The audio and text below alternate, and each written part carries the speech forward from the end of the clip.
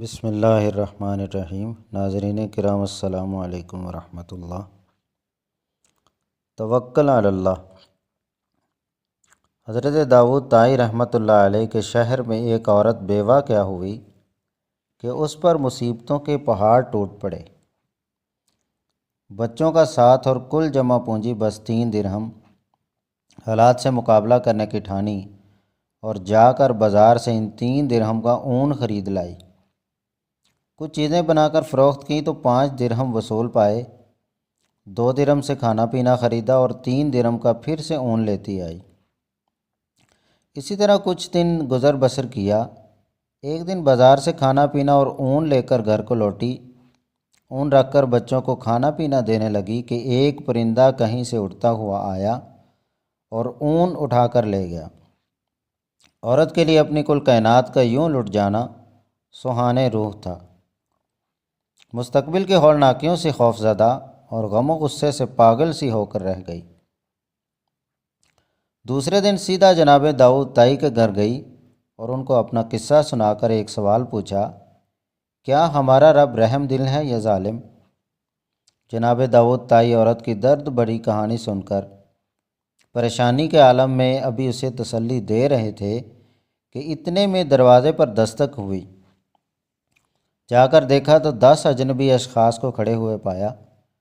ان سے آمد کا مقصد اور ماجرا پوچھا تو انہوں نے کہا، حضرت ہم سمندر میں سفر کر رہے تھے کہ ہماری کشتی میں ایک سوراخ ہو گیا۔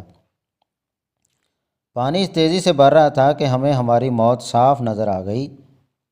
مصیبت کی اس گھڑی میں ہم میں سے ہر شخص نے عہد کیا کہ اگر اللہ پاک ہماری جان بچا دیں تو ہم میں سے ہر آدمی 1,000 درہم صدقہ دے گا۔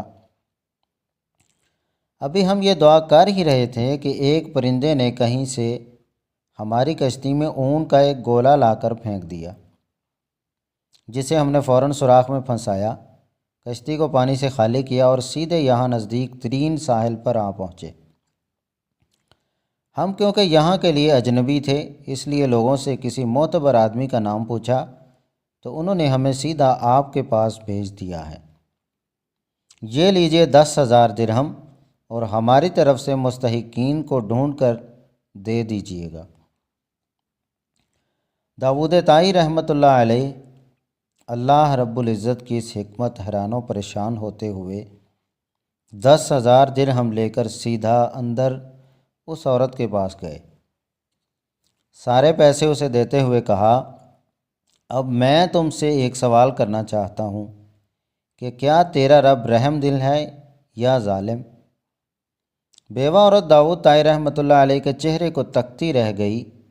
اس کی آنکھوں سے اشک جاری تھے، گویا اس کے جسم کا ہر حصہ، ہر بال رب کے شکر میں ڈوبا جا رہا ہو۔ اللہ کی تدبیریں ہماری سوچ سے کہیں بہتر ہیں۔ اللہ کا شکر ادا کریں اور اس کی ذات پر مکمل بھروسہ رکھیں، وہ کسی کو تنہا نہیں چھوڑتا۔ اگر آپ بھی اللہ پر بھروسہ اور توکل رکھتے ہیں تو اللہ آپ کے لیے کافی ہے۔ اس پیغام کو دوسروں تک پہنچائیے تاکہ اللہ کسی کی زندگی کو آپ کے ذریعے بدل دے۔ والسلام علیکم ورحمۃ اللہ وبرکاتہ۔ مزید اس طرح کی ویڈیوز حاصل کرنے کے لیے ہمارے چینل کو سبسکرائب کریں، ویڈیو کو لائک اور شیئر کرنا مت بھولیے گا۔